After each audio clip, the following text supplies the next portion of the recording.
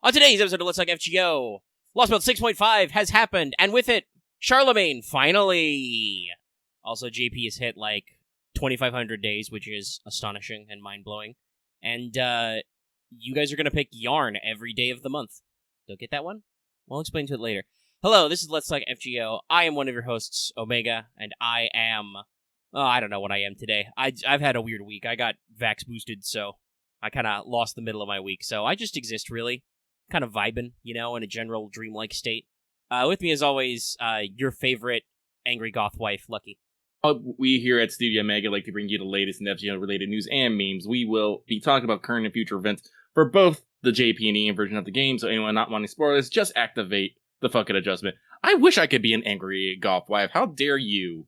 How dare you? Just remind me of how much I'm lacking in everything. Ugh. Listen, okay, it's improv. Not everything can be a 10 out of 10. Also, if some of that got garbled in there, I realized there was a goof in the audio setup. But we caught, I think, most of Lucky's intro if it got a little truncated at the front. Sorry, that's my bad. It's bad. But I got it working now. And hopefully everything sounds okay and normal.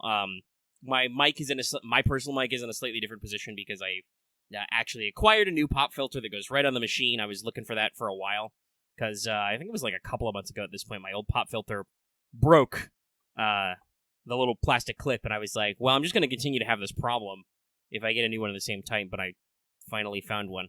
I was inspired to do it by our Great Ace Attorney stream, which is very long, and please go watch it. We were slightly dying by the end of it. We're yelling at it to just fucking be over. Oh my god. Just like a real court trial. But I noticed that because we had to enunciate so much for all the voice acting we did, I got a little up there in my business with my and my. So I decided to just find a new one, and it worked.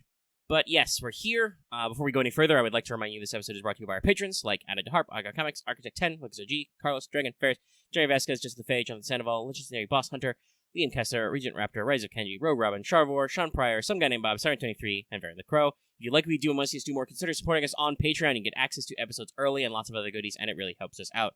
Thank you for your support, everybody. So I'm just reading Patreon chat. Yeah, I know. I did too. I was just kind of quietly shaking my head at them. I do think I prefer my rabbits boneless with buffalo sauce. I'm a little concerned. We could all be a little concerned here. Anyway, yeah, I don't think there's any more intro jokes to make. We can go ahead and move to check in with everybody's favorite Kohai, Mesh. Especially according to that one poll. Senpai, 起きてください.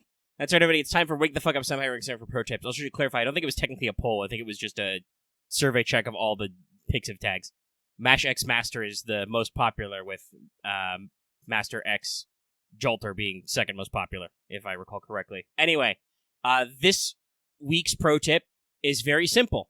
This month's mats are bells, stingers, and balls of rainbow yarn. In case you didn't realize it, because you've never heard of rainbow yarn before, that's a Lost Belt 5.5 material that is coming to you 6 months early. So you're going to pick that one. Because it will be very hard for you to get more of those for a while. Unless they actually just keep putting them in the monthly mats. But anyway, I'm personally hoping that we move on to Lost Belt 6 mats, because that's my hell. But anyway. But yeah, so you guys will probably be doing that for a while.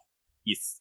But we can keep moving on from there. Once again, no records or evil this week. Just kind of plugging away at the rerun occasionally when I have time and fever tickets. It's still taking a while, even though I have all these huge Dembus CEs. But I actually cleared this one pretty thoroughly, so I'm mostly okay. I've gotten my rare prisms and cheese, but I haven't really done anything. And like I said, I kind of mostly lost my middle chunk of the week. I got my COVID booster, which I was a little overdue on, but my parents are going out of town to go visit family and stuff over the weekend, so we had a nice little family outing where we all got boosted, just being safe. And that ate up a couple of my days. But we're plugging away. So we can move then on to, did you finish your master missions? Shockingly, despite all that other stuff, I did finish my master missions. That'll tell you how easy they are. Yes. You need to defeat 6 Lancers, Archers, Riders, or Assassins. You need to defeat 6 Sabers, Casters, or Berserkers. Those are technically 2 separate missions. You need to get 50 of each currency drop. Those are all 3 separate ones. And then put a Saber in your party 5 times. So, say it with me now, everybody. do the event. So yes, even if you're not speeding the event, you can still get all your master missions done. It's pretty easy. And so, let us move on to what the people no doubt want to hear about. I didn't really need for that to rhyme, but it just happened. That's how it be. I'm a poet, and I didn't even know it. I get beat up for the most obvious rhyme of all time. Yeah, Also I felt unintentional. it. I gotta stop doing that. Anyway, Skelegrams. Skelegrams. Joke's on you, I'm into that shit. We have some NA stuff to knock out of the way first. So, as I believe I predicted over the weekend, it was time for Las Vegas Summon Banner number 2. It's running from the start of the 29th, which was Monday, and is going until the 12th, which is, I think, when the event ends? Sounds about right. Well, we got about 9 days left, so Yeah, it's so- pretty close. Something like that. It's, ruler. Sorry, I'm just... Even when you're taking it out of context, that's just nonsensical. The thing I followed up after my Skeletor joke already was, Skelegrams. Doesn't track at all. There's lots of full stops involved. Even more full stops if I go back into the edit just to make you look like a goofus. No, I don't have that energy. So yeah, anyway, Las Vegas Summon Banner 2. No, if you're asking, I have not spent any quartz on it because our anniversary is not that far away, so I'm holding on. I gotta buy sync quartz and stuff for it. We also very recently, for some reason last night, there was a weird login connectivity issue. It had only lasted a few moments, though. Yeah, it was very brief. Some people didn't even know something was happening. But once that cleared up, we did get an official announcement for the AoE swimsuit banner, starting the 5th, so in a couple of days, going until the 19th. So Big running banner. a long time. It's a banner with all AoE NPs and includes 8 swimsuit servants in it, so I believe it's everybody who is permanent and AoE, and then 8 select swimsuit servants. I can go look them up if you guys really need to know which ones it is. But, yeah. Also, FGO won't say AoE for some reason. They say all enemy, which is technically correct because that's how the in-game phrases it. Damage a single enemy versus damage all enemies, but it's still really awkward. Maybe they're trying to avoid using acronyms. Yeah, I guess. Did they actually say, did they say MPs or did they say noble phantasms and whatnot? Well, let me check. No, it does say NPs, plural.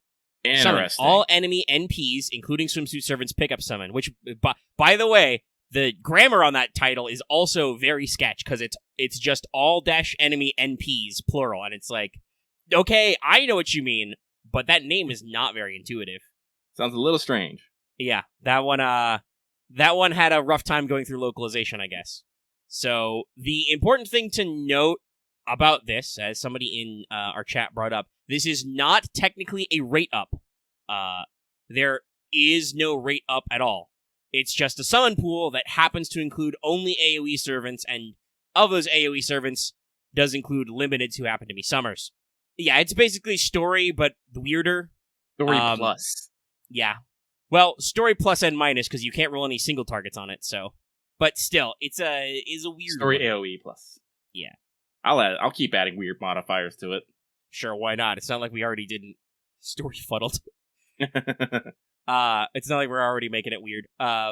Honestly, the weirder and funnier thing is, so if you join our Discord server, which is a cool place for cool people, we have a news channel named after our often on news show, News Desk, where, among other things, one of our mods set up a hook to, I believe specifically, our Grand Orders Discord community. They also have a news channel there. So our hook just replicates any official posts they make there. So there was one about the connectivity, which got like a fucking like header and like, an image and a whatever. And then they were like, it got fixed. Also, the AoE banner has been announced. No, you shouldn't roll on it. There's no rate up. We're not even going to give you an announcement. Goodbye. And everybody was, I was like, I posted for stories like, we're really editorializing here, huh? It's not a unbiased, what you call it? Like an unbiased opinion. So I would like to call a hot take. I mean, I don't know how hot it is because, as several of our own community have pointed out, most people genuinely agree with that take. It's not really a good banner because it's, non-rate up in a limited time fashion, which is strange. And FGO has not done this sort of thing again, I'm pretty sure. So I think, Delightworks also concluded this was not a great strategy. But go ahead. Well, I guess it's more, I wouldn't call it a hot take, but more of it's, what is the word I want to use? It's just, you wouldn't expect a system which usually just gives direct facts and no opinions to just be all like, no, fuck this thing, fuck it, throw it in the trash. Yeah, it was definitely spicy, to use the modern parlance, and it was a spicy take because, as we said, this was very unusually editorialized. Mm-hmm. So it was an oddball one. And what I was going to say earlier was, but also we know people who roll story, who swear by it. So it's not like some people wouldn't roll hypothetically on this banner, just that it's for the general consumer. It's not a great idea. Tyrano, I feel like that's like the setup for a joke. Like, I rolled on story once. I didn't have a good time. But yeah, so that has happened finally. Okay, you got an Altera. Did you already have an Altera? I mean, hypothetically, I could go all in for some more NP levels on my Mordred, but considering how that went, I would get, I don't know, other bullshit. I'd get bamboozled again. I'm not gonna. I don't. Listen, me and Summer don't have the best of relationships on the best of days. I'm not gonna do any of this dance with them. My 4-star shit has been really weird lately. I'd try to roll and I'd somehow end up with 6 more Helenas or something. It's just not a good idea. But yeah, no, it was kind of funny. There were many funny reactions in our news desk to it. It's been a long time since I've seen some Han Sip emotes. But yeah, boy, we sipping. But you don't care about any of that stuff. We know what you're here for. It's a big performance time.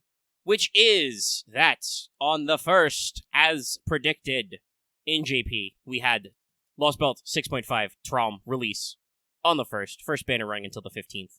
In case it wasn't clear, you need to clear Tunguska to do this. I said it Tunguska because I slightly failed in pronouncing it, so we followed through. There was a stream. It was at like 6:30 in the AM for my time, so I did not watch it. I think they added Aoyuki at the last minute. Did they? I remember somebody posting about a news desk. I still didn't watch the VOD because the time. Oh my god. There was a social media campaign that got 12 Saint Quartz. And we have a banner.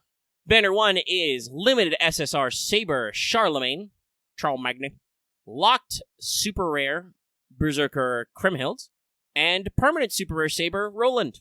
Thus making this, I think, the most obvious banner of all time. I think literally everyone expected these people. Like, I know we ourselves were a little cautious about Charlemagne, because I do actually think Wad Arco drew his collar even more popped. Probably. I was like, that's Charlemagne. That's your boy. Yeah, I'm like, I mean, that looks like him. The collar doesn't quite match up to his Extella Link art, but I believe it. Like I said, everybody. Like I said, they had to redraw Charlie. Yeah, that's true. Wad Arco is still his artist, because she did his art first, so makes sense. And he's got a couple different Ascensions, so they might have also, like, stolen his second Ascension sprite to make it less obvious or something. I'd have to double-check the silhouette again. But yeah, many people saw, small woman with giant sword and was like, that's Balmung at Kriemhild. And like we said, I think I mentioned this specifically last time, the silhouette was Roland. We know what he looks like. We saw him in one of Astolfo's interludes. It was literally that same outline. There was no real reason to hide that one. But they're here, and we'll be talking about them later.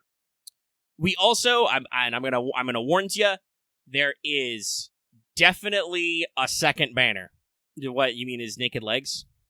The man hates clothing. You wanna talk about fan service? There's a lot of dudes in this one, and Roland from Ascension 2 on is like, shirts? What are those? Well, also his first skill is called Adamantine Body, so I think he doesn't need fucking clothing. But yeah, let me actually look at that. Do I still have that silhouette? Yeah, there's 2 more people on that. So there's two more character silhouettes at least, and then there's I want to say 3 or 4 more servants who appear and are functional in the actual Lost Belt. So there's definitely gonna be a banner to watch the fuck out what's on it. Gonna be exciting. Yeah. Including, based on what people are reporting, not only do we have some more boys and girls coming, but strong possibility that we will have a new 3-star, finally. Oh, sick. Been since, literally, Atlantis. I had to remember which the correct name was. At Mandricardo, since we had a 3-star who was out there and not, a 4-star you get in a weird way, or bronze you get in a weird way. So yeah, it's been a long time. I'm still hoping they maybe drop some more 3-star zone anniversary, but yeah, that could be quite interesting. We'll have to see how this goes out. There's new Ascension materials you can get here, ceremonial blades and urns full of ashes.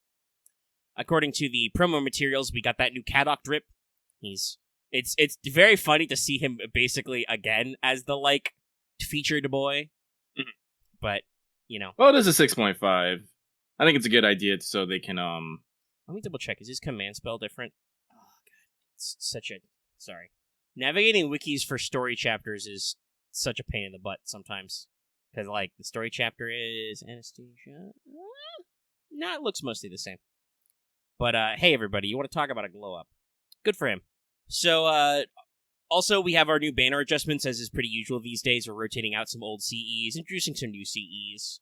And after this, Primeval Curse, Projection, and Be Elegant, thank God, will be gone from the pool. And we'll include some new CEs, some of which look pretty good. Oh, yeah, Kriemhild has a funny hat in her second ascension. Who doesn't love girls in tiny hats? Yeah, no, it's honestly all around great artwork. Listen, I am currently living for future comments of Kriemhild being just pants in the family and Seig and Siegfried just being like, I'm sorry. Yeah, and it seems to be how it goes. This is currently my expectation. Much tiny but fierce. Mm-hmm. Oh yes, the new Reed C is very good. I saw him like, this is good shit. Yeah. And we also have a what's the word I'm thinking of? There's a CE that's clearly replacing Projection with Shiro on it. Yeah, Projection loading. Which is cool because it's arts. It's a 4-star CE that if you MLB it, you get starting 50% gauge and plus 10% arts. I saw it and I was all like, man, I should go watch Heaven's Field again. The Rin CE is called User of the 5 Great Elements, and it gives you 15% Buster and NB Overcharge plus 2. Love those CEs. There is also some interesting rewards for this one. Not only do we have the actual, the usual Craft Essence reward, so you get a CE for this, which is called Keep a Prayer Burning in Your Heart, which I feel is like, that's got to be a reference. But also, if you clear the story, you get 3 Grails. 3, really? Yeah. That's a lot of magical energy. Listen, we're experiencing Grailflation right now. You need more Grails to make up for, to make the same effort as you used to. But yeah, no, you get 3 Grails. Judging by my vague understanding of the story, I think it makes sense. Because there seems to be kind of a, you can even see this in the CM, there's kind of like a 3 faction-y type thing I think they're doing. So, I assume that that's what they're going for, is probably like, maybe each of the factions had a Holy Grail, and then you just pick them all up at the end or something. Who knows? Map looks pretty cool. This one is just like Lost Belt 5.5. To get your free quests, you go down to main interlude map. So it moves there. I mean, the first Ascension is pretty iconic. No, but I like the last one because it actually pulls in the some of the design elements of Carl. Yeah, no. There's some good strengths to all of them. He also does a different pose, which would probably mean slightly different animations in Stage 3 as well. And, we go... the final Ascension goes back even to just the classic look, but with an orange. Oh, excuse me. Well, that's what I kind of mean about, like, I feel like they're pulling from design elements of Carl. Yeah. Like, his golden armor is very reminiscent of what Ruler Carl was using back in Excel Link. Ooh, excuse me. I think even the eye color, I think that's Carl's eye color too, because Charlie's eyes goes from blue to red. Yeah, they're doing some interesting things with his design. I'll be very interested to see his profile and stuff translated. Yeah, I'm very interested in how Banner 2 will turn out and the story translation. My general vibe so far is much like Lost Belt 5.5. 6.5 seems to be set up to resolve a couple of lingering metaplot threads that were not going to be directly addressed. Mm-hmm. So, like how, even though there wasn't a Lost Belt to deal with before, we go to 1 to do 5.5 in order to finish up the Doman story arc, right? Mm-hmm. And then obviously 6 is a direct Lost Belt thing we got to go poke our nose into. So 6.5 is kind of a like, okay, after Tunguska, we need to resolve story threads before we can move on to 7 properly. But also at the same time, as usual, there's a lot of either misinformation or just limited understanding rolling around, so I'm very interested to see how this one turns out. Though the general vibe I've been getting from a lot of people in Spoiler Channel is the old emotional damage meme. It's just not stopping, is it? Nah. But yeah, like I said, very interested to read this in a couple of years. I'm excited. And probably not. That'd be a spoiler. I don't think I know what I think I remember what the summary of the prologue was, but I don't know if just blurting out where it's supposed to be set will do any more than just confuse anybody. Gosh, there was something I was thinking of before Chad asked me questions. What was it? Yeah, we're firmly basement gang. No, I've lost it. I have literally no idea. I was completely derailed by the aside. What were we talking about? We were on Charlie's design, and then you were talking about emotional damage.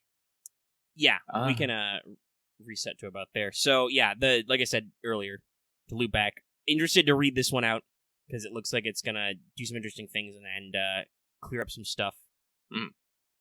And it'll be interesting to see exactly how much will be shown in a second banner.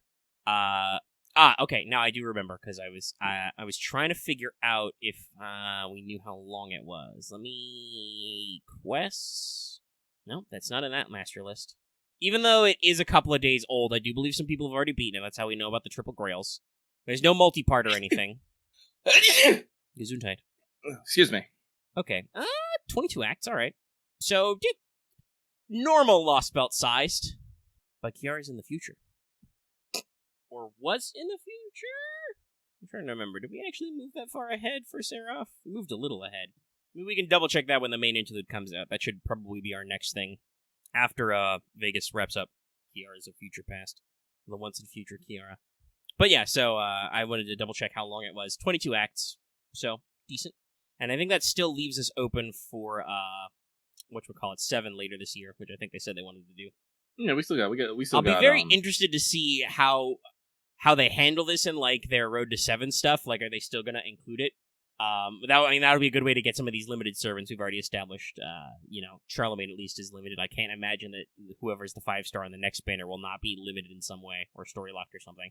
I guess the best way to think about it is if they actually do 5.5 in their Road to 7. I mean, for purposes of banners, I suspect they would. Has Ibuki had a braid up? Did she have a raid up in Tunguska? I don't remember. Right. For some ungodly reason, despite the one thing the Fake Grandeur Fandom Wiki doesn't do is keep track of raid ups. Okay. Let me check here. Ibuki. Ibuki. Listen with your ears, everybody. Scrolling down, baby. Okay, she did get one. 24 million downloads. If it does keep track of their raid ups, I want to know where that button is, because it's not on the servant's profile. They do have an event list, but because it's got servant, dialogue, interlude, and then it's not anywhere in the fucking template. Oh, wait, here we go. Yeah, I see it. Okay, availability. Why? I still have my critique then. Why the fuck, it goes... Is it because you don't want to fuck up your stupid table? Listen, I understand. You've got a 5x2, but, the trivia is bullshit. If you're... I know this goes counter to everything that a lot of people understand, but if you're a fandom wiki and you have a trivia tab, that's fucking useless. Nobody really needs that shit. I'm slightly offended. I love learning little things like that. Okay. The trivia for Ibuki Doji is she has the highest attack of all sabers. Which is often information you give when you give your servant breakdowns. I mean, yeah, but I do that not through this trivia page. I do it by just doing ascending tables. She's the second servant to lack the humanoid trait after BB Summer. Mm-hmm. That hypothetically matters for some really weird niche damage comps. And then, for some reason, this is the weirdest one, they give credit to the translator for her bio in the trivia section, which is very strange, because in the actual bio section, they have a credit for a second person who translated her extra profile. But I don't understand why you formatted it this way. But no, the key thing here is there is an availability tab, which for some reason you can't skip to, so you have to scroll through all the stuff. But it does say that, as I mentioned earlier, she was 24 million downloads because somehow the Zombie Grand Order wiki had that in their list of campaigns. So she has it a rate up, but that was still late last year. And if people were wondering if she had a rate up in Tunguska, that was in November, so it was not actually a Tunguska rate up, but I'm pretty sure it was so you could get a second crack at her right before Tunguska about a year later. So depending on when the time comes for a 5.5, they might run an Ibuki banner. And it's only for limiteds. I mean, I understand. It's called availability, so I think I know where they're going for. It makes me wonder a lot of things. I've never delved into the makeup of the wiki and the templating and stuff. It makes me wonder if maybe the templating system is a little feisty. There's only so much they can do. I know some people would probably appreciate it as a hyperlink, but it's weird. Anyway, that was all my stuff in the actual notes about the Traum release news. I'm sure many people are already making the jokes about Trauma. Probably. Even though we established a couple weeks ago that's actually about Dream, but also much Trauma has had. So we'll see about that banner too. I mentioned this earlier also. JP did hit 2,500 days. Big numbers. It's a lot of days. And as a result, they got 10 Saint Quartz. I mean, we've talked about this. There is sometimes a weird bias about permanence, you know. Hypothetically, you can get spooked, and some people will be spooked, but also statistically being spooked is very unlikely. Literal fractional percentages, but I don't want to do that math conversation again. I also put this note here, even though this was technically during the Traum stream. We did get a logo and some preview images for 7th anniversary things. There was a display of the CE. I remember it had Bargus most of all, but there's a couple of other characters in it. And there's a logo somewhere. For some reason, this didn't show up on our news desk, and there's no fucking way I can find it in Let's Talk after, 3 days. Because, a story release came out, and people were exploding. Yeah. People cannot be contained. Gonna switch my sitting position slightly to...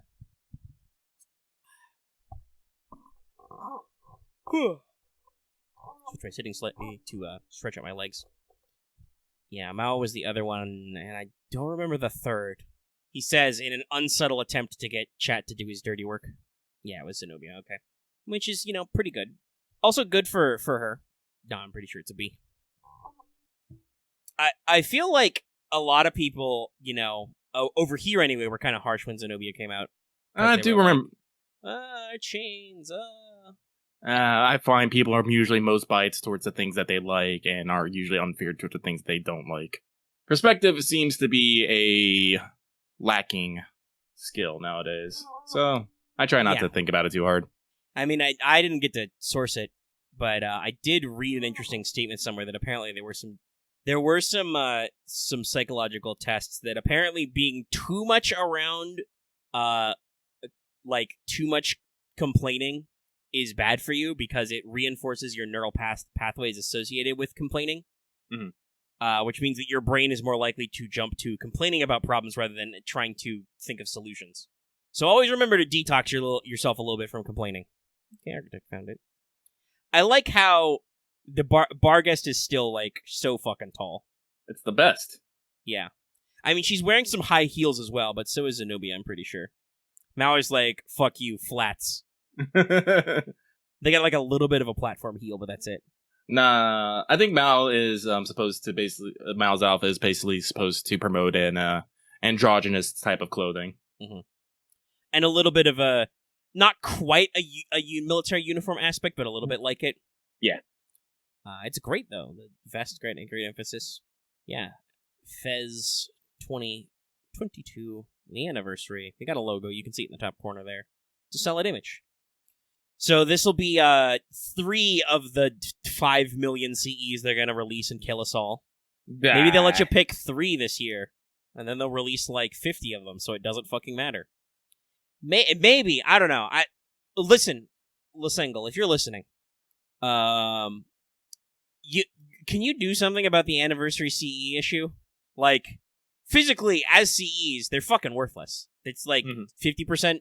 Mastery EXP, or not 50%, 50 extra Mastery EXP, I think, or are we on Mystic Code EXP for these? I don't know. They don't mean anything mechanically. It's all just art to collect. And if you keep paying your artists to make more and more of them each year, can you give us better ways to get access to them? There was technically a banner to roll on for extras, but still, like, there's a lot of backlog now. You've been doing this for 7 years. Anyway, thank you for coming to my TED Talk. But, yeah, I don't believe this is unprecedented, because we're still, like, 2-ish months away from JP's own anniversary celebration. But not uncommon to see the logo and see a couple of the images as kind of a preview. They'll probably drip that out to us for the next couple months. Until we get a CE and a CM, rather, and a shitload of CEs and all that fun stuff. But yeah, thanks to the power of Traum and chat continually derailing me, we've managed to make this go for like 40 minutes. Yay! And now, yes, Robyn, you get to say we're going bagless. And you brought that up earlier. I hope you're happy. Because there is no mailbag this week. No mailbag this week. Yeah. Lucky hit the fuck it button. It's fine.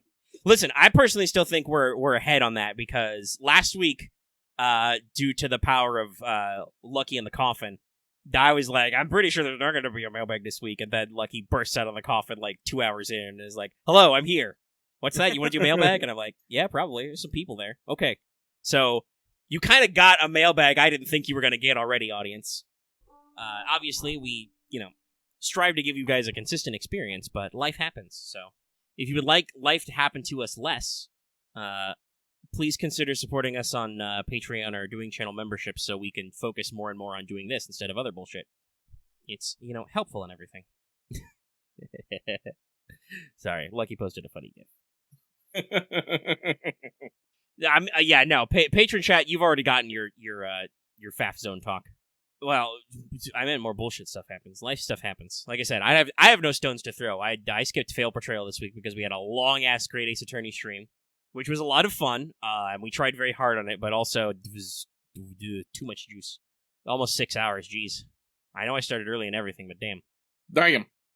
I believe Lucky, you suggested this, but I think we're going to take this to heart going forward. If there's ever 2 to-be-continued breaks in an episode, we're gonna go for a full stop, no matter where we're at. Because listen, I like this game a lot. We had a lot of fun playing it. 6 hours is rough, on a weekday. Mm-hmm. Well, actually, somebody in Patreon chat brought up, what if you're only 2 hours in? I actually have some thoughts on that one. I don't know if I should bring that up now or if I want to save that for what's up. I guess I can just in general mention, there is, because this is a compilation of the 2 DS games that were never ported, there is some bonus content stuff that we can possibly dip into if we need to, kill time on a case if we finish super early or something. Well, I'm glad, Filthy Casual, we helped you with your night shift. We try to bring you the juice, but if you need more of us, go listen to our Delta Green APs. Those are consistently 4 hours. I've got part 3 in the hopper. It'll probably go up Sunday, I think, at this rate. But yeah, so no mailbag. We can move on to the talk that is free. Which is mostly going to be new servant time. Time for new servants. There's tress of them. There's a nice new full banner. So we've got some stuff to talk about. No idea why I put my water, up and behind me. Hold on. Let me take a sip of it. Okay. Now that I'm all juiced up. So, we'll start with Roland. He doesn't like shirts. Canon. So he's going to be a new permanent SR Saber. Makes some sense, Roland's a fairly famous hero. The exact reach of his fame, I don't think ever quite got as high as, some of the Greek famouses or the Arthurian saga. He has a somewhat median attack and a higher trending HP, and is quick arts buster. His hit counts are a bit low to mid. He's only got 2 hit arts cards, so his NP gain is pretty high as a result. It's 0.8 something. So, it's alright. It's moderate. His NP is Durandal, and it's a single target buster, which gives him piercing first for 1 turn, and gives him increased attack and crit for 3 turns based on his overcharge. So, pretty straightforward. Yes, the animation looks a lot like Mandracardo's NP for some reason. It is buster, though. But yeah, single target, piercing, gives him the juice. His first skill is a 10 to 20% battery. It gives him invul for 1 turn. And then it also gives him 50 to 100% defense up for 1 turn, so even if your opponent pierces invul, he will still tank. This is a pretty interesting strategy to deal with piercing enemies, where it's just give you the new unpierceable defense? No, we'll just give you plus 100% defense as well. So even if they get through the invul, fuck them. His second skill is pretty standard, 3-turn, 20 to 30% Buster. It also removes his debuffs and removes all enemy buffs, but it makes him 50% weaker to Charm for 3 turns. So, all in all, this is a pretty strong skill. You just have to make sure you probably don't use him or use it when you're facing an enemy who's going to be using a Charm debuff. Yeah. His final skill is another flat 10% battery, so he does have 30% total. Gives you, I should say, because they're stars, 10 to 20 stars, but it does also bump his star absorb for 1 turn by a pretty decent amount, so he will probably get those stars. But it does deal him 500 damage. Again, not a huge problem. He's a 4-star with a, upper mid HP pool, and has a very resilient tanking skill. Passives are just Magic Resistance A and Writing A. All in all, I think Roland's a pretty simple servant. His kit's very direct, but being permanent, I can see him ending up in certain players' comps just because you may find that you naturally accumulate NP levels over time, Mm-hmm. And all in all, I get the sneaking suspicion that Roland is a servant who's been designed for a while, because none of his abilities are really, weird or unique. I guess the defensive one is kind of an interesting strategy that's definitely cool, but we have had, in JP, they've had access to Castoria for almost 2 years, and non-pierceable invul is also kind of her thing, so it's not necessarily a new concept, they're just approaching it in a different way. I would think that they probably, like I said, hasn't Roland actually been data mined for an eternity? Yeah, I think he might have shown up in some mines. I mean, we've had his character design forever. Astolfo's interlude's pretty old at this point. No, so I'm pretty sure they've had they've had designs and a kit planned, but they're probably just waiting on the proper moment to put him in. They were actually.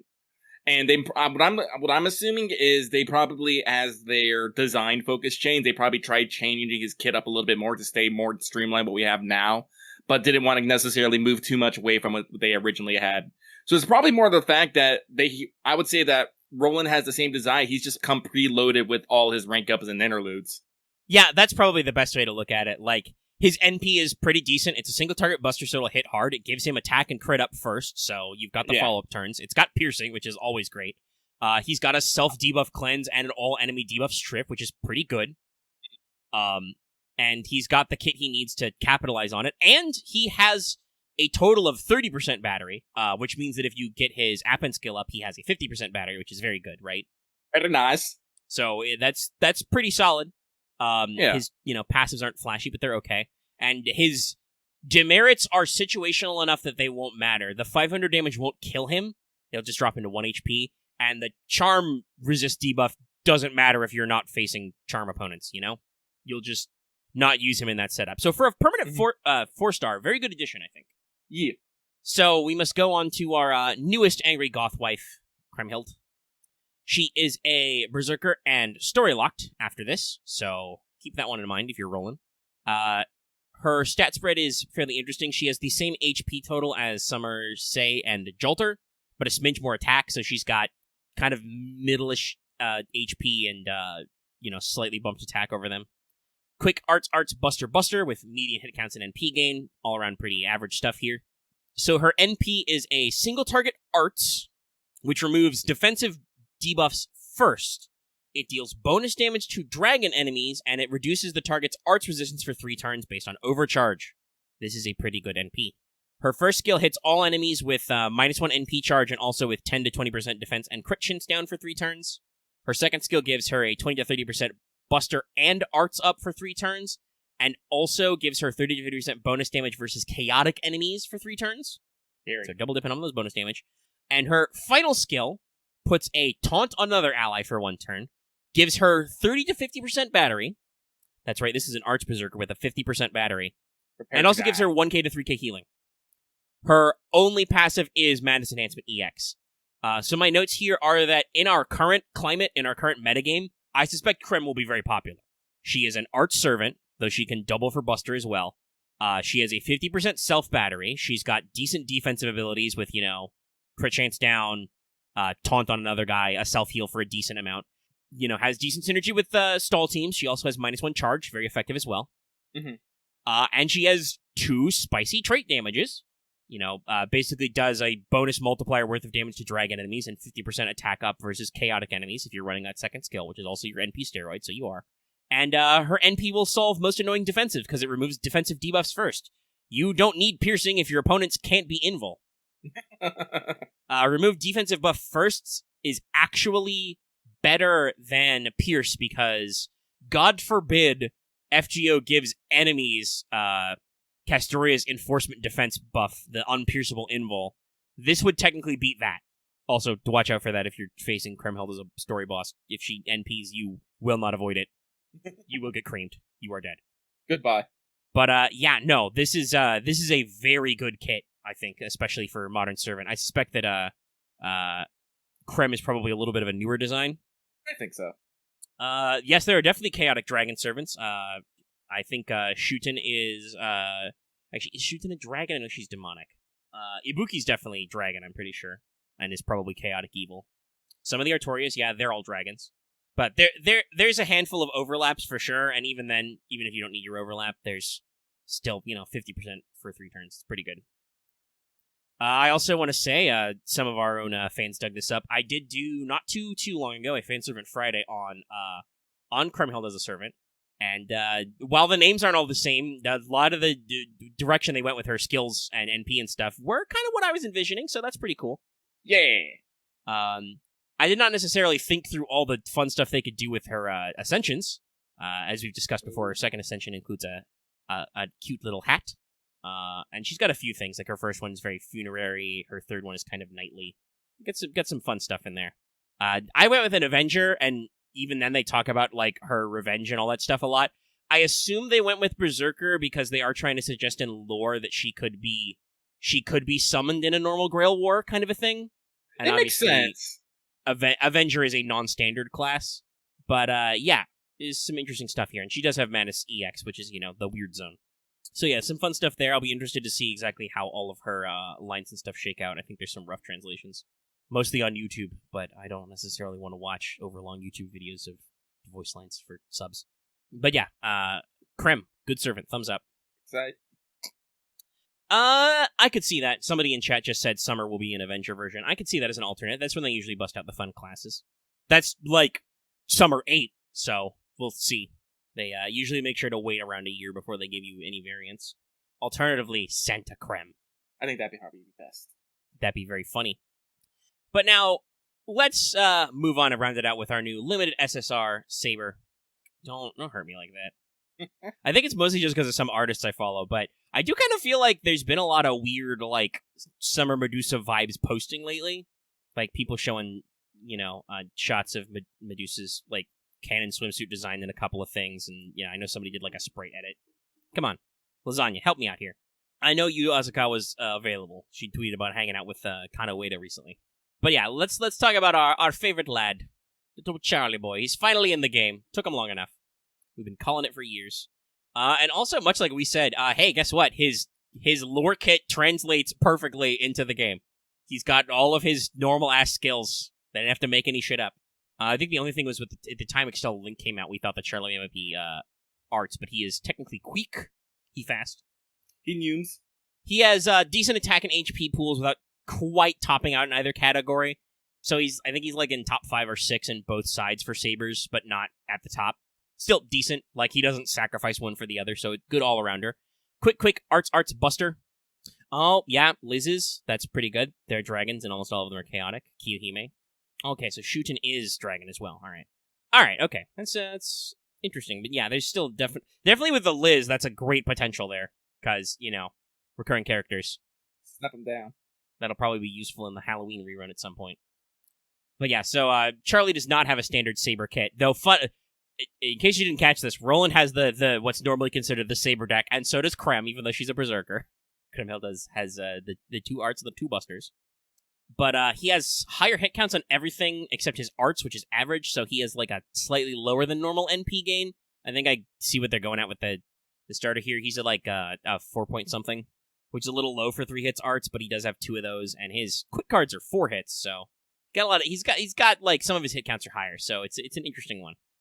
And he is one of those kits where we have to start with his skills, because his NP won't really make sense otherwise. So his first skill, this is his Path of the King skill, it grants an ally of your choosing 2 hits, 3 turns of invul. If Charlemagne doesn't get the invul, stack, he gets 10 to 20% NP gain for 5 turns. This is probably why his default NP gain is a little lower. And gets an on-hit buff for 5 turns. That he gets a stack of a buff called Heroic King. Each stack is also for 5 turns. If he does give himself the invul, he gives himself NP seal for 1 turn. So, obviously, if he's being a cool guy and covering for other people, you can, apply some invuls around. But if you really need to, you can invul yourself. It's just not the greatest. Second skill is a charisma, so 10 to 20% for everybody for 3 turns. It also gives himself 20 to 30% damage up versus divine and demonic enemies for 3 turns. Those are separate, so if there is any overlap between demonic and divine, that does double up. I don't know if there is. I don't think so. He also gives himself a 20 to 30% battery. Final skill is 20 to 30% quick up for 3 turns. Also gives him 20 to 30% critical damage for 3 turns, and gives him a further 30 to 50% critical damage against evil enemies for 3 turns. That means that if you max the skill out, you are looking at 80% crit damage versus evil guys. I thought it was damage up. Is it defense up? As usual, we go through ratings, so let's double check. Usually there's little icons for these things, but it's sometimes get confused. Oh, yeah, it is defense versus divine. Okay, 30% defense. Sorry, I guess it's because once again, I'm not really upset. I'm slightly bamboozled by the formatting of the fandom wiki. So in the first skill, I think it's because they don't go anywhere. They have like all the little icons by the buffs. The only one that's variable is the NP rate. For his second skill, because they're all increased by skill level, they don't have the icons next to them. That's probably how I got confused. Because if you're speed reading and doing these notes, increases own damage against and increases own defense against are very similar. But yes, you are correct. It is defense up. Okay. That's an interesting zone. I think I kind of like it better that way, because his hard defenses are kind of counterproductive, so it's situational, but giving him a defensive ability is good. But yeah, so now that we've talked about his skills, especially his first one, let's actually go back to his NP. This is a quick AoE. It has 12 hits, and it deals an additional 10% damage for every stack of the Heroic King debuff he has. Or buff, I should say. Which is triggered on hit, and they last for 5 turns. Also, it lowers enemies' quick resist for 3 turns based on overcharge. So, you may sense the loopening. His passive is just like Roland, are also magic resistance A and writing A. Though, for Charlemagne, that's probably better for the writing one. So, looking at his kit, with his astonishing hit counts and his own battery and damage boost, he will probably fit the classic looping strategy. He has his own 30% battery, he has his own steroids up, he has the critical stuff for a follow-up, and his NP is friggin' 12 hits. But also, unlike a lot of quick servants, he's suited to a grind game because his NP damage increase caps out at plus 120% damage. You can get a maximum of 12 stacks of Heroic King to count. And he has, effectively 2 trait damages. I guess we should say only one of them can apply for NP because you can't crit with NP yet. I'm waiting for that weird servant niche. Spend crit stars to increase NP damage or something crazy. But yeah, you can basically get an extra NP multiplier worth of damage out of just sacking Heroic King. So, like I said, he's suited to grind games. He's got great crit follow-up, decent trait damages, and that 80% total on evil enemies, which is a lot of guys. There are a lot of evil attribute servants and general enemies. You will be slapping very hard with this boy. I think the main thing you want to look out for is, like I said, he doesn't really have hard defenses. He can invul himself, but that's usually bad. You want to not invul him so you can increase his NP damage stacks and shit, get him more NP gain, etc. And the 30% defense buff against Divine is a fairly wide strike zone. I believe Divine is next to Hominid is one of the most populous traits in FGO. Hominid or humanoid, it's so many servants are also Divine, but it's still only 30% defense. Yeah, 95 Divine Servants. Out of we're at 3... Actually, I can probably check. It's 300 and something. How many digits deep are we into 300? 345? Yeah, so we're at almost 350. 95 is still a lot. But it's not a hard defense. You'll probably want to pair him with some other stuff. When I eventually get around to a wanted in this, in a couple of years, I'll probably have some more firm ideas of some, other people you can pair with. Hey, you might actually get some benefit because you will be maximizing your gains in long games. You might actually get an opportunity to fire some Scotty NPs. That'll give him some defenses. Yuck, yuck, yuck. Yuck, yuck. But yeah, no. Well, quick isn't my personal dominant strategy. I'm pretty happy with Charlemagne's kit. Like, they didn't really, super weaken him in any way, even though Quick was very popular. This is kind of a nice resurgence of the Quick stuff, while also, like I said, giving him the equipment for longer plays, and giving him certainly a unique play style. And then, a lot of trait stuff going on lately. It's probably pretty good. Let's your servant hits different niches. All in all, though, I'm gonna say good banner, thumbs up, will roll. Because I've seen some of the art and stuff being suggested for some of our next batch of servants, and I know we got a couple of silhouettes that look pretty interesting. So I'll see how that one shakes out. But for now, I'm definitely like all in on this first one. Mm-hmm. But yeah, let's see. That's the free talk for now. We're still in the rerun. It's going on for quite a while. I don't have anything necessarily to talk about with that. I've been just plugging along. Yeah, we've been cruising. It is a new month. This does mean a new Fanservant Friday poll. I've put it up. I do need to take like a work day. I didn't have time this week to do that. And start plugging away to like get myself some fresh ideas. I'm not necessarily running out of Fanservant concepts. Like I double checked like all the previous polls. If I just took people who didn't win previous polls, I think I got enough to like last us several months. The problem is that it's getting a little harder to string them together into themes. So I'll have to chip away at some other stuff.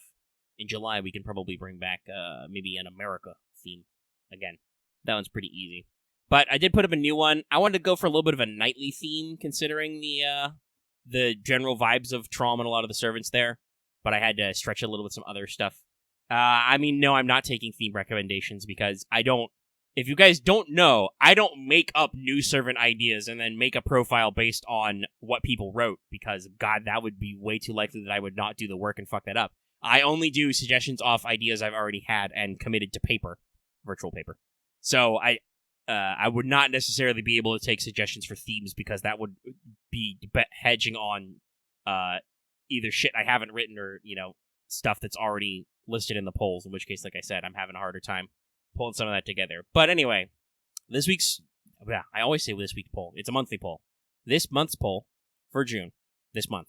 There's the 6th month. The month of June. Like I said, kind of a nightly theme, but I also just ended up with some just general Europeanish folklore stuff. You got to choose between Cheshire, Saber, Egle, Queen of the Serpents, Lancer, Frau Gauden, Rider, she's related to the Wild Hunt, and Sir Dagonet, Berserker. And currently there are 9 votes, and Cheshire and Sir Dagonet are running away with it. This was actually when I posted this poll yesterday? Yeah, I think it was the 2nd. Yeah, yesterday at 9:30 p.m. Thank you, Patreon, for reminding me how long it took me to do that work. It was tied for a little bit. Sir Dagonet is now very slightly leading. But there's only 9 votes, so first of all, not only can a lot of our 5 and up patrons still vote, so go ahead and check that out if you haven't already. But also, there's a lot of swing room there as well. If you want to be a new patron, support us at the 5 and up level, you can get access to the topic polls and get access to videos early and some other good stuff. Even if you don't want to go that far, consider supporting us on Patreon to get access to audio and other posts and stuff, and just generally help us out. Do you have $10 in your pocket? You can support us on Patreon for a whole year. Try it out sometime. It's cool. It's neat for us. I do not have a Teach Me poll up. I am suspecting I know what the answer is, but I do want to put it out there on the show, so let me know, obviously. The patrons, you get first crack at it, because you're patrons and you're listening live. But also, general public on YouTube comments, go ahead and let me know about this. If you're interested in given our current themes, a summary perhaps of Extella Link's plot and characters, like we've done for stuff like CCC, Extella, etc., with Charlemagne actually coming out, that might be relevant. So let me know if you're interested in that. I am planning on going back and double-checking Link, maybe replaying some stuff. I don't remember if I did all the extra content and all the routes before. So I need to make sure I've completed all my stuff. But I'm planning on doing that anyway. But if you guys would like to write along that exposition theme, let me know. Because that seems to be timely right now, currently. I know exactly how much we talk about, I don't know yet because I don't think I've seen his bonds translated, how much that'll actually come up. But there's certainly some stuff that we could get into, Also, Extell Link is cool. It's very cool. It's got a great roster. They did a lot to give you more smoother animations and prettier graphics and stuff. I mean, I do love Charlie's NP in game. Yeah. And it's interesting because his FGO NP is similar, but it's not with a Phantasm circuit, so it's not quite anti-army, so it's more just like he also gets in there and physically just slam jams some swords in addition to just shooting a giant sword beam wave. I mean, I love the angle of him just going, ah! Yeah. It's the best. Yeah, so like I said, audience, if you're listening, if you're interested in such a summary, again, similar to what I ended up doing last week for doing a line of costumes and Stone Link as well. If you're interested in doing a similar one of those to like what I did last week with Xtella for Link, let us know. There also is, speaking of our semi-regular Yu-Gi-Oh! Stream I do with the rest of the Prog Bog. I really wanted to make that rhyme, but I lost it. Sometimes the Brain Trust or the Goop Troop. We do usually run a monthly poll for those, and not only did the poll was really successful, but also the stream was like pretty high up there as well. I will get that to you, but at the moment I am currently engaging in the process of trying to get recommendations from those guys, which, depending on the phase of the moon and the day of the week and the position of the stars in the sky, is like pulling teeth. So I will try to get that to you this weekend at least. I've gotten a few hits back, but I got a couple more people we gotta work on stuff. Yeah, I know, Act. It's fine. You responded right away. I just had to make sure to double check. I'm like, okay, if I've already gotten your response, please don't remind me that I got your response. I'm looking for these new losers who haven't responded. Dallas has forgotten, even though I told him to like write it down because he told me like a week or two ago. I think it was like 2 weeks ago, and I'm like, yeah, I gotta write the poll in like 2 weeks. I'm not gonna remember what you said to me. And here we are. As predicted. Thanks, past me. No problem, future me. But let's see. Our time is a little criminally short. What do we got here? Yeah, only like an hour 15. That's not without editing. Means we should probably fuck around a little bit, right? Well, what do you want to fuck around about? I don't know. I know somebody sent us some good vibes on Twitter. It was funny and heartwarming. I don't know. Half of you guys in chat are usually questionnaires. Did you guys have any actual questions you want to hit us up with this week? Patron Trent? Ooh. We can probably field some of those. I've done that before on streams and stuff. Just so long as your questions aren't like, asking us about woodchucks chucking wood or anything weird. I know some of you were also gremlins. Somebody in Patreon chat just went, damn. Yeah, I got you. I see the lines. Other than that, I mean, it is a new month. I need to remember to buy my damn tickets and stuff, because believe it or not, June actually snuck up on me. I was at work this week, and I was checking the dates and stuff, and I'm like, June? Is that a misprint? Then I checked my mine's like, no, it is June 1st. I was like, holy shit, when did that happen? Yeah, I know. June's kind of a weird stealth month. I remember we were coming back from the place where we got our shots, and my parents were talking about something in June, and I was like, yeah, June is like tomorrow, because it was Tuesday.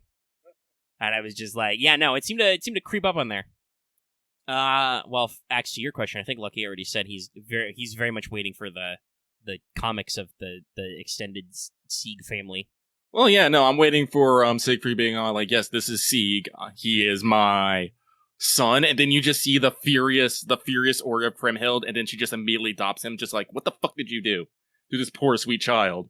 I believe that is, according to her My Room lines, that is fairly what is happening. So the fan art, I'm sure, will be great. Yes, I am excited. And of course, I am... Oh, Jesus Christ, that's terrifying.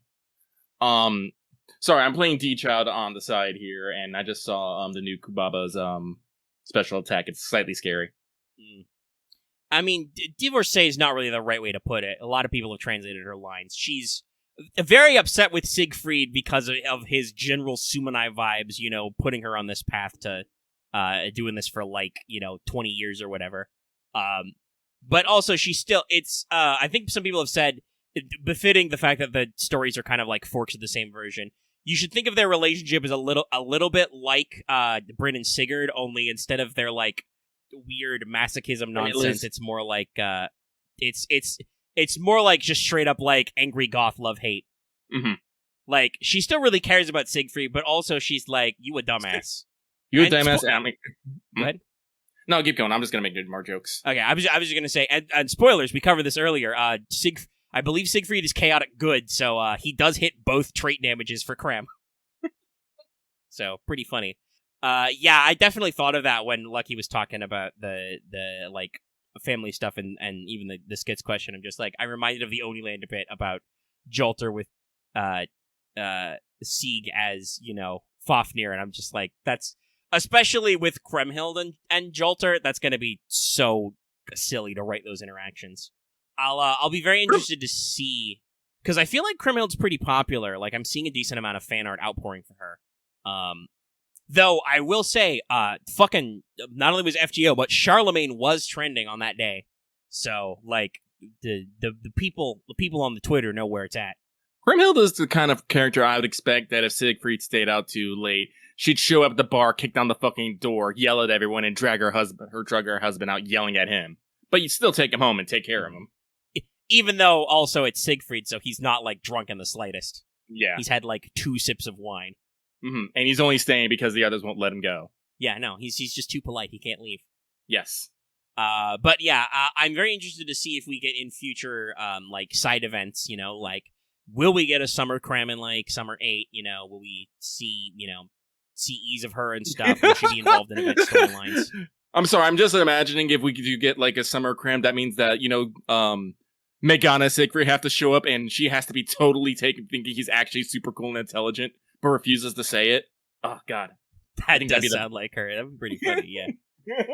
I mean, I believe somebody has already compared, you know, that version of Siegfried and then, you know, kind of the way hers are is kind of opposites, and they're also still got similar vibes. They're pretty cool. Mm-hmm. Again, yes, another parent. Copium train still. Yes, I was actually looking for this exact image. Yeah, I know. It's that. As I said, I've already seen that fan art. As discussed, Kriemhild is also a very tiny lady, even though Balmung is huge. She gives no fucks, tiny but fierce. Again, I think another thing I'm waiting to see is like I'm hoping like you get a bit of it in Excel Link, but again, I'm hoping for more Paladin shenanigans. I do believe that we have established that there is at least one Astolfo Charlemagne meeting in the 6.5 story. So and I feel like I need to put an extended link and just find that scene of Charlemagne meeting Astolfo in game, because it still cracks me up every time. But other than I mean, that, she's not. I'll say this: she's not tiny. In her profile, Kriemhild is listed 168 centimeters, so she is, 5'6", which is actually decent for FGO. But if I remember rightly, Siegfried is fucking tall. There we go. I spelled it incorrectly. I was trying to search for Siegfried, and I spelled Siegfried. Coming soon to a restaurant near you. Let's see. Profile. Clearly, that's going to be his beach stand. He sells Sieg fries. Fries. Okay, so he's 190 centimeters, so that is in inches. Yeah, that's 6'2", yeah. Good call, Axe. Nice memory. So, yeah, no, he is 6'2", so he is, reasonably tall. Quite well-sized boy. So there's, a head taller. Very classic. Yeah, it's a little interesting there's not a rank up, but I guess the main ones would be, the characters you'd expect would be characters who already have, like, a shitload of rank ups, like Siegfried or Astolfo or something. Mm-hmm. So I think those are pretty good. And you never know, there's going to be a second banner, so we might see what's up. I mean, like I said, I'm very curious to see how they handle the second banner, because there's a lot of characters in this. This is, if you were thinking this would be like some weird, filler thing, no. This is like a full-bodied story, just to remind everybody. Like, there is a full roster of new characters, there is actual plot-important stuff happening, and it's of a nice length, so it's a pretty decent chunk. I'm glad, I was kind of surprised when they went for 6.5, so... But, yeah, no, it's good. But hold on, somebody else asked something. Yeah, somebody said that, with the reveal of this banner, would you say it's your most anticipated of 2024 so far? Yeah, probably? Like, this is definitely, I think, one of the first banners I was like, oh, I'm 100% in on this all the way. Let me actually check the event list. Like, what actually been happening this year? So, let's see. My anniversary is Koyanskaya again, so I'm gonna be agita about that. Who was Valentine? I literally can't remember. Let's see. Hold on. It's February. It was Bazette. Bazette, that's right. Which is cool, but not necessarily gonna slay me. Let's see. There was Arjuna Altar for spectacled intellectuals. For spectacled testicles. And technically, for me, there was the battle in New York, which involves an Odysseus raid up, but I think we get a free SSR pick. I can pick Odysseus on before that. I mean, I'd probably take a decent try at the Learning with Manga collab. I don't know if that's my most anticipated, but that was still a banner that I was interested in, you know? Hold on. Where the hell is the banner in this list? There it is. Okay, yeah. Super Bunyan, Deku 10, and then Anning. But Anning is the one I'm most anticipated about. So that's the FP. Yeah, so I at least need to care about the fact there's an Odysseus raid up next year. Or not next year, in 2 years. I think there is also an Odysseus raid up next year, but let's not go into that.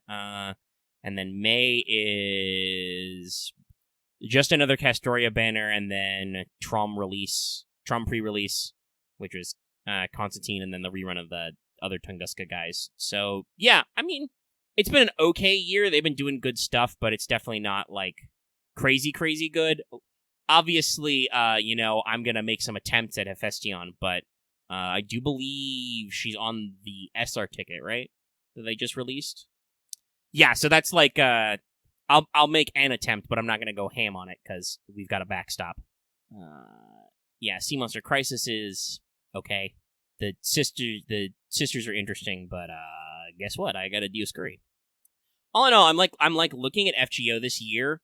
2024 is definitely not the fucking murder zone that like the back half of this year into next year is, right? It feels a lot like what FGO has been doing this year is kind of shoring stuff up, and generally bringing overall content improvements and that kind of stuff to us. Like, there have been a couple of events. They've been okay seeming. I don't know if I've heard people really complaining about, like, the manga collab, other than that there was some unnecessary kvetching about the fact that manga was announced as the collab. But, like, the actual event itself, I don't think any of you were like, oh, this event sucks. That's why I understand it. I mean, again, like, with Charlie being in this event, I can understand now why there's not necessarily a, like, Extella or Extella Link collab, because most of all those characters are already in game. I think we only have... Yeah, hell, Link borrowed even more FGO characters. Like, they put Skahak in there and stuff. Yeah. So, Charlie was the big one, and I guess maybe Carl, but shoot, yeah, they might just put... Like, hypothetically, it would be Carl and Altera Larva, but Altera already has an ult. You could argue Saber Venus, I guess, but she's like a secret plot character in the first game, so it doesn't matter. Also, there's 2 Nero ults, so we don't need another one. Lies.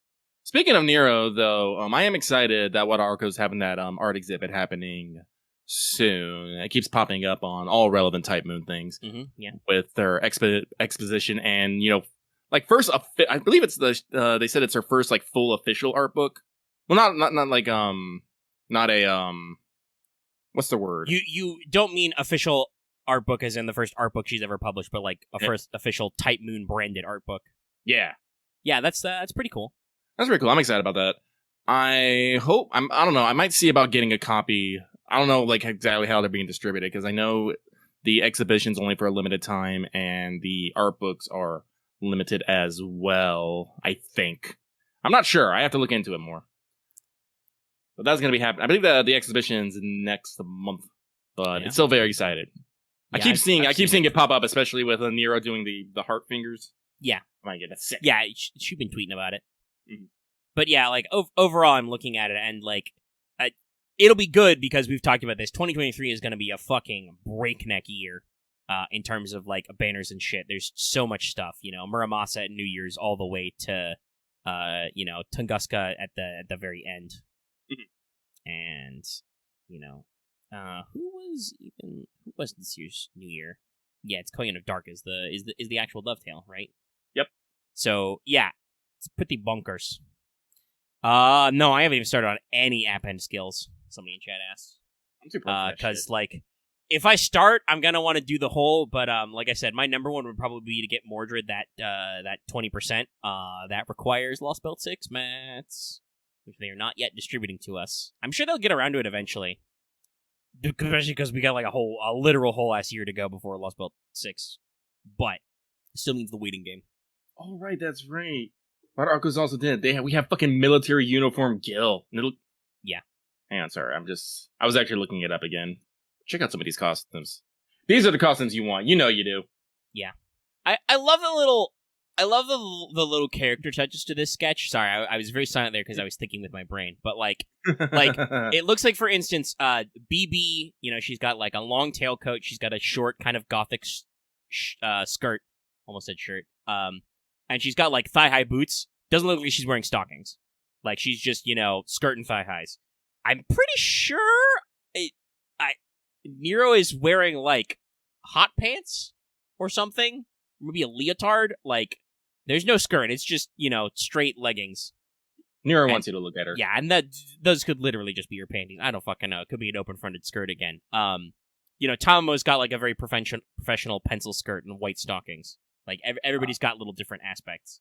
I do believe that the theme is basically a military uniform style. Yeah, but it's still what our code knows to add those little details. Tomo's doing her little, fox hand thing. Mm-hmm. It's good art. It is good art. Let me see here.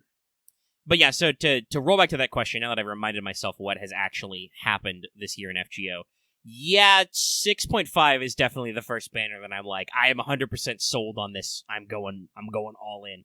This is the big money, no whammies. But no, like I said, I think the only thing I'm gonna be like throwing down is probably Koyaaskaya and probably this banner, because I do want me a Charlie, and I am gonna want me some Kriemhild. Yeah, and and maybe locked, so yeah, and maybe Banner too. Maybe we'll see what happens. Because they're animals. I'm a curious cucumber about the second banner, but let's see. So, what we would be looking at is what happened in June.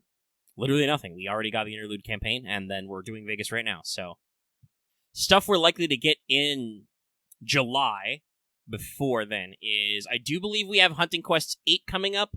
I kind of hope they don't coincide that with the middle of the event, even though that coincided with the AoE banner, but that's probably what they're going to do for that, like, extra week, because doesn't the AoE banner not end until, like, the 19th? Yeah. Mm-hmm. Yeah, 12th to 19th. So they'll probably do that for, like, the week. Well, I mean, you've written that like a question, but you haven't added a question mark, and there's no way we know the answer to that. Like I said, I'm kind of hoping for Lost Belt 6 mats on some tickets for the upcoming months. Though I think, is there a third Hankyo mat? Looking it up. Nope, the 2 mats are just Rainbow Yarn and the Oni Lanterns. I could see them bringing Oni Lanterns back for like a month maybe, but like I said, I suspect we'll probably get the mats you also can't access, because there's a couple that are Lost Belt 6 exclusive. Ooh, Hankyo is when we get the Master Cap increased to 160. A lot of people will be happy for that. That's way later this year, though. Should really work on getting more levels. So, basically, what I'm personally expecting, looking at all this, is you're going to probably see Hunting Quest 8 probably right after the Las Vegas rerun ends, and then the next thing should be the week worth of Seraphimane Interlude, which honk takes us to roughly about any time. They might just immediately go into the OQ rerun as well.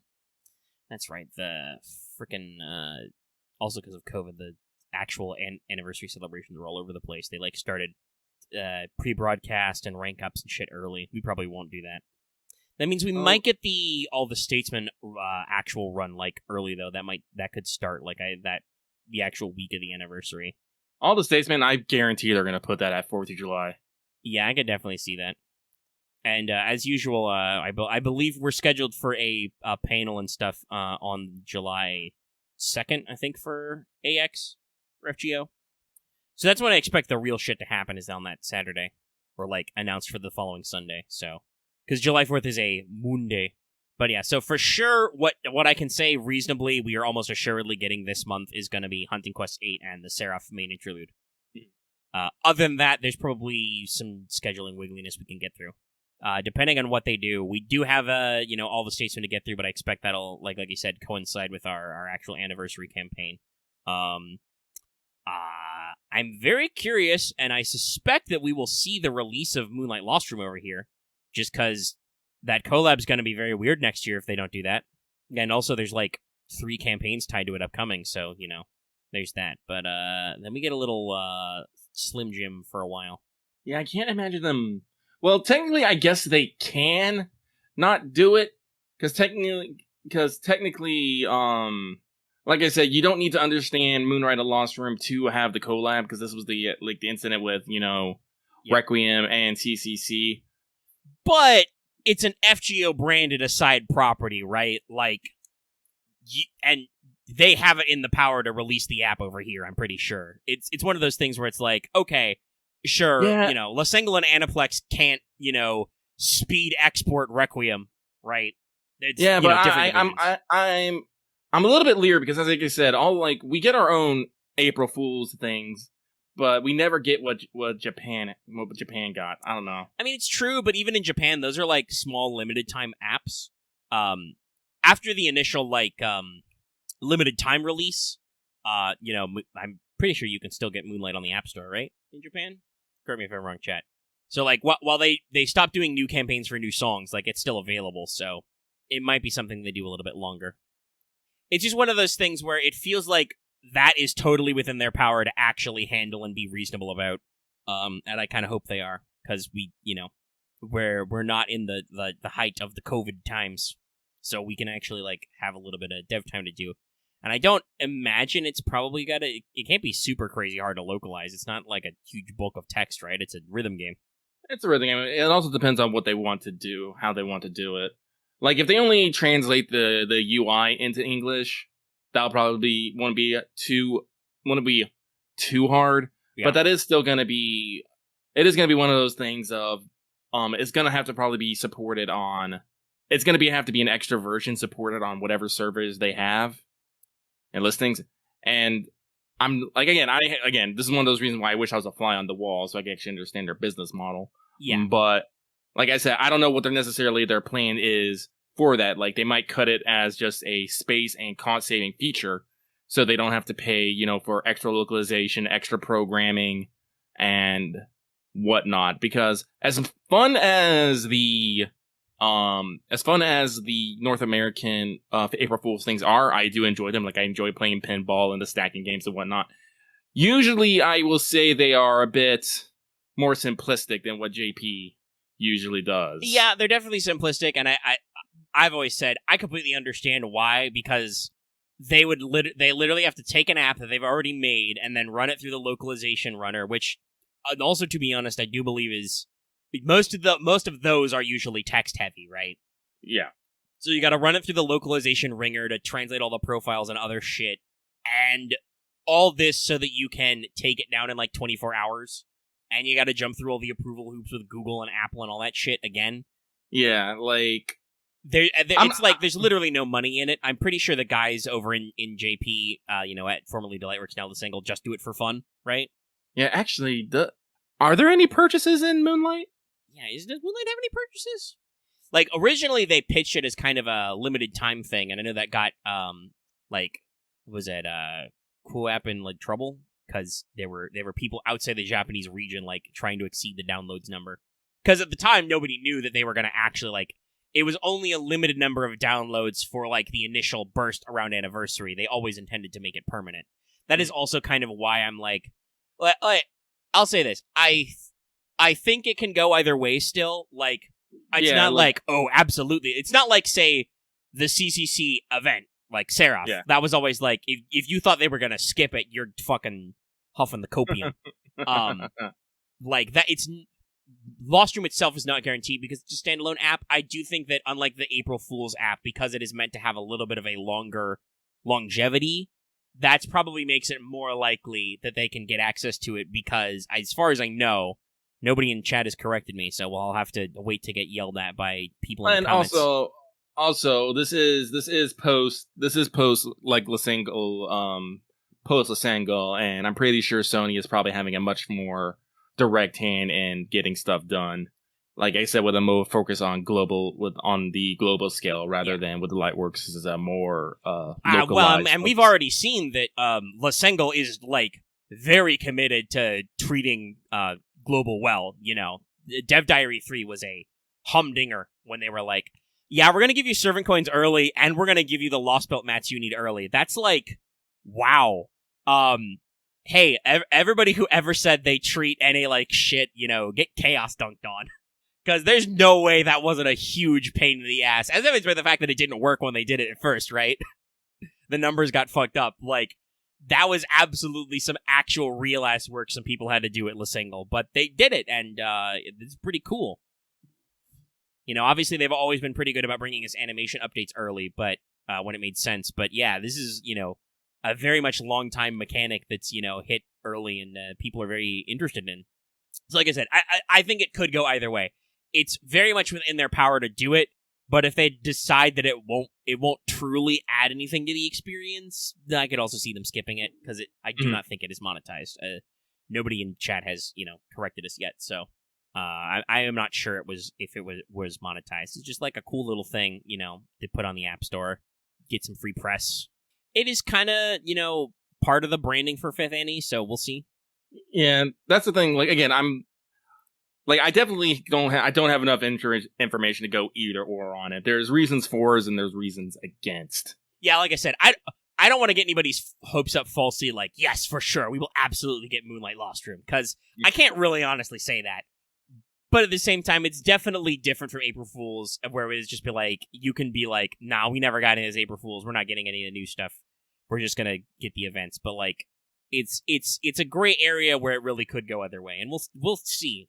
I'm hopeful for it. I feel like the Lasangle is a little bit more committed to the big strides. You know, they really showed it off to us with obviously with the Chaldea break room stuff, which apparently some segments of the JP fandom were very butthurt about, that NA got exclusive like artist details and stuff on social media. If you ever think that like NA is like a bad needy fan base, the internet fandom in Japan is much more internet goblin-y than even we are. It's striking sometimes. But the servant coins early and all that stuff, they're making bold moves. Nissan loves to bust out his ego, so you know we'll see what happens. We'll be seeing probably pretty soon, because you know that's all for our anniversary stuff, which is you know a month earlier. If we're gonna get it, I suspect we'll see an announcement. I don't know if it'll drop right away, obviously, but we'll probably see an announcement around the anniversary time. Well, there you go. There's your hefty dose of speculation on future event shit. Oh, the servers have closed? Interesting. They let it run for quite a while. That's still pretty interesting, but they had several campaigns about it. That doesn't really clinch it one way or another, so it is... Okay, we'll see. That makes it very interesting that it has actually closed, presumably because it was not monetized. After they did a collab, though, that still gives me kind of the like, interesting. It's just more mysterious. It does not solve anything. Mm-hmm. I guess, you know, people at home, let us know in the comments what your thoughts. Will we absolutely get Moonlight Lost Room as a standalone app, or will we definitely not?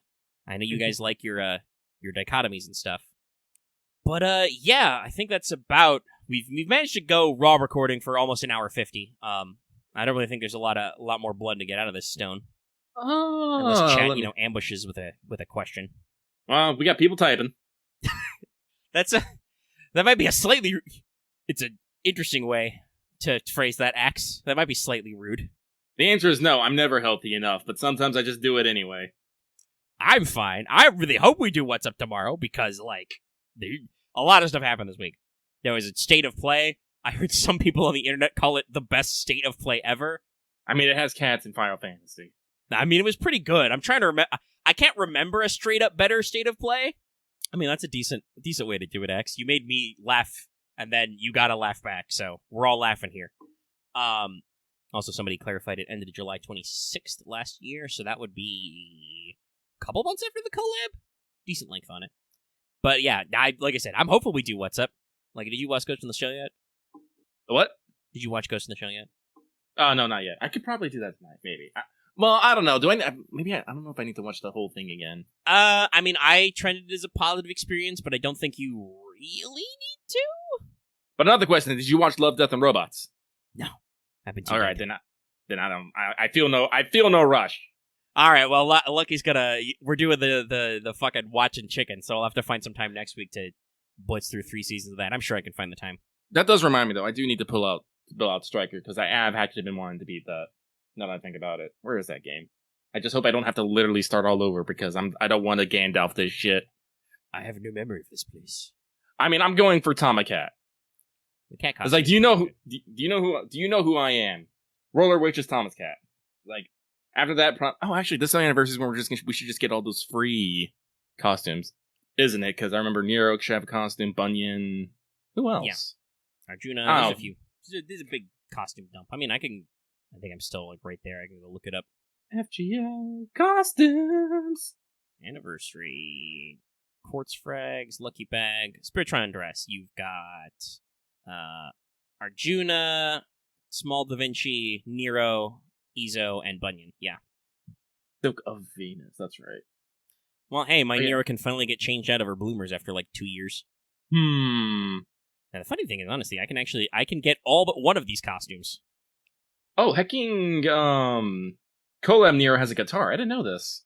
Oh my god, you're fucking killing me, Wiki. I'm desperately trying to find the fucking event page for the collab, but I can't because there's a fucking Moonlight Lost Room CE. There's like 3 different campaigns for the standalone app. Oh my god. Let me just go to the fucking event list and dig through. Grail Live, there you go. Okay. That's good. Thank you, chat. You're really helping me out here. Okay. We get the mash. I usually find the best way to do it is not to go for the event, but go through the characters. I looked up that's a just good way to do Mixa. it. I did Mixa, and it was just like, bam, right there. That's a pretty good one. Oh, yeah, these are all... That's right. These are all really good. The names are also hilarious. Can I...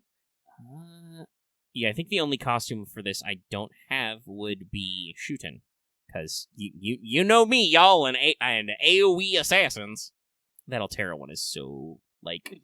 cute. I always find it hilarious because I accidentally scroll down too much and I just see the comments, and the first comment is someone like, "We're not getting this because they don't care about NA at all." I'm like, Jesus, you guys are crazy. Palm Top Stardust, Prove, Tama. Ushi's is really cool. You know, Nito's got one. Serenity. I'm actually I think I talked about this when it happened, but Maves is kind of surprising. I'm kind of the same way with shootings. I mean, I really like it, but it's surprising with this. I don't even know necessarily what I want to call this style. It's very traditional. You know, it's very traditional, but the fabric is very, very. Oh god, what's what I want to say? I don't want to say garish, but it's very elaborate. I think. Yes. Yeah, because she's got like sakura blossoms and a checkerboard thing. She got the swirls. She has roses as her headdress. It's crazy.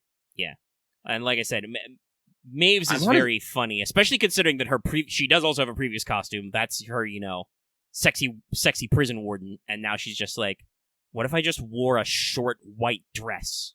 I want to say shooting is almost some sort of Japanese goth style. I mean, that wouldn't be crazy, right? Because it's like, it looks like a pretty traditional festival yukata, but it's very elaborate with the pink and the black. Yeah. And, you know, a lot of people forget, you know, what the G in EGL stands for, but it is gothic. So they understand goth fashion over there. Uralians is pretty nice. Serenity is good, too. Yeah. Though she shows a lot of skin. Girl, calm down. It's a zone of danger. Various danger. Yeah, I'm looking at this costume up close. I don't even think we can call it absolute territory, because it doesn't... her legs just do go all the way up. But it's also kind of funny because she's got the poison apple and the fucking knives are just falling out of her dress. It's very good. I'm looking at it. I really feel like art style wise, like Ushi's artist has definitely like improved over the years. Like got a lot more depth of tone. Because it's all the same character, but there's a lot more like extra detail on like her face and her hair and stuff. Mm. Well, they keep working at it. I mean, I can check. I don't. Altera's, I swear, is more like a swimsuit than it is a fucking idol costume. I swear. Yeah, look, I'm gonna guess Mash's costume, which is technically her third because we will be getting Mash's second swimsuit this year, I believe, where she actually wears a bikini, but she's still a little shy, so she has like a weird crop top over the top. Precious eggplant. Oh, it's adorable. I didn't realize in her actual in-battle sprite, so that she can still hit people with something, her idol costume has a rolling suitcase. That's great. But yeah, no, this is, what is this? This is a 4x3. Yeah, this is a 12 servant grid. This is pretty good. I know they've done a little bit of costumes, like, off and on, but I really hope we have another, like, really, really big costume influx as well. White Day was kind of like that, but some of those were very simple costumes. Ooh, Megane. Am I spelling bespectacled correctly? I am. Because, let me see, the costumes. Yeah, because it's, let's see. There's Arjuna Alter, obviously, who has a full-ass costume. Most of the rest are just glasses added to their regular look, yeah. So it's not, it is a lot of costume unlocks. Most of them are fairly similar. Though technically, depending on if you've missed costumes or not, you may find it, like, slightly interesting, because, Mordred's bespectacled form is her memories of Treefuss form, etc. And also shout out to the fact that they were able to Medusa exist. Medusa glasses for life. Karna's Sunnies, I'm still, absolutely in love with Karna's Sunnies, though. The big, I came here to laugh at you vibes. But yeah, let's hope for a big costume chunky drop. Maybe at anniversary. We got like 5 and year 5. Now, do you have any costumes for year 6? I don't remember them, but... Oh, okay. Interesting. Okay, I'll have to go to a different wiki. I clicked on the Grand Order wiki to double check 6th anniversary, and it's like, attention, this page is incomplete. Things that are missing? Almost everything. RIP. Yeah, hopefully somebody will address that, but that's still a couple years away, so... Yeah, the Triumph Quest, there's a special summon. There's another huge batch of rank-ups. That'll be fun, obviously, to see for this year as well in JP. Also, this is the fifth anniversary rank-ups are where we got really cracked. So that'll be fun. My God, what are they gonna do for? I just realized 6th anniversary was servant coins, so I'm wondering what they're gonna do for that. Fix faux pas. Maybe. God, that's like the one thing. That's literally the one thing that's killing me right now. That's keeping me from taking my Tamamo to even further beyond. Servant coins notwithstanding, but I just keep looking at the fucking faux pas thing. I'm just like, oh. Yeah, that's a weird one. They need to work on that as well. Maybe this year in JP they'll figure it. But there were no costumes at 6th anniversary. I double checked. So hopefully for 7th in JP they bring it back. Yeah. That managed to at least Raw crosses over 2 hours. That Sick. Distribution into future content. So we can probably wrap it up here. If you feel like you didn't get enough of us together, once again, I'd like to remind you, almost 6 hours, Great Ace Attorney on Monday. Go back and watch that stream, please. I do believe the view spike was canon, because the video itself still does have about about 100 more views than normal for us streaming. So I think that really did happen, kind of. But you should go check it out. Like I said, there's a lot of us, and it was pretty fun. We had a good time. It's just it was a little too long. We'll make sure it's a little more compact in the future. We can maybe talk a little bit more about that experience on What's Up. Got plenty of stuff to get in there. All kinds of news for What's Up. So that'll, I'm sure, will be nice and full. So be sure to tune in to that. Obviously, Monday we'll be back with more Great Ace Attorney. We've got more Delta Green in the hopper, as well as several episodes of 2 episodes of Operation Starcode are already out to public, and I've got the 3rd one ready to go. I just need to find a gap in the schedule so y'all don't get overwhelmed. Yeah, I think that's about everything. That's all good. Okay. Well, then, it's time for the outro. The outro goes a little something like this. If you're watching this video on YouTube, be sure to give it a like if you like it. Feed the algorithm, get recommended more videos like this. Recommend other people videos like this. It's great. You can also leave a comment down below, if you've got any of your thoughts on any of that other stuff, your opinions on Waltz and Moonlight Lost Room, costumes, whatever, Hey, what banners do you think are cool so far in JP this year? Anything you guys are really tuned in about? Or is everybody still going to be fucking dead after what will for us be 2023? Let us know. And in addition to the comments in the YouTube section, you can also join our Discord. Link is in the video description and on our channel page. It's a great time full of great people. It's really cool. Come check it out. Hang out. Yell about whatever it is we do. Alligators? Loth posts a lot of alligators. With the Street Fighter 6 announcement, our fighting games containment thread is exploding, as usual. Mm-hmm. It's a great time. There's lots of art, stuff. You guys, you're so crazy on the draw. And busting out alligator gifs out of nowhere. If you're new here, please subscribe to our channel. While we did not fail Betrayal this week, I do have a bet currently going if we hit 3,100 subs, which is very close. I think we're at 393. I am committed to doing a elongated fail Betrayal, which I'm sure will drive us to madness. So, consider boosting us up. And as we continue to rise in numbers, I'll think of other fun, dumb things we can do. Yay! So, we're pretty close. Just find 7 friends or kidnap 7 random strangers. Asterisk. YouTube. We do not necessarily condone false imprisonment of strangers to make them subscribe to our YouTube numbers, but we will take the subs. Just if you tell us about it, we'll be forced to cooperate with authorities. But yeah, we're close. Give us the subs. Give us a ring on that, notifications as well. Click that bell. Smash that bell. Bonk that bell. Bless that bell. Yeah. So you can always know when we're posting a video or when we're streaming, catch up with it. I will probably keep with the 8:30 time for Great Ace Attorney just to be safe. Give us a little bit of padding. So we can try and, get more extra content pushes. But yeah, ring the bell. Know when we post videos, when we stream, when we do other things. It's great. And like I said at the front of the show, you can consider supporting us on Patreon. It's a new month, so it's a great time to back us on Patreon. You can get access to episodes for this and for What's Up in audio format for as little as $1 a month or roughly $10 a year, because there is a slight discount on annual memberships. At the 5 and up level, you can vote in topic polls, such as the Fanservant Friday poll. You can get access to video releases early as well. At higher levels, you can listen to us record Let's Talk FGO live and get on-air shoutouts and other stuff. At any level, any patron can access the patron chat zone of our Discord. It is mostly the higher levels who, shitpost with us during the usual recordings, but if you are ever curious what's going on there at any level, you can follow along with us. And you get the audio version a little bit early, too, so, you can, follow along in context. So check it out. It supports us. You can also support our channel via YouTube memberships. Click the join button or the membership link below. Get access to membership badges and emotes. And it's another good way to support us and have a fun time. Allegedly, YouTube is supposed to also be working on allowing gifting channel memberships as well. That is a technology that is supposed to exist eventually. So we'll see when that actually kicks in. Oh, Jesus. Okay. All right, we need to wrap up. Lucky's dying. I'm slowly dying. We got to make sure we live to do What's Up tomorrow. Goodbye, everybody. That's the whole show. We'll see you later. Good night, everyone.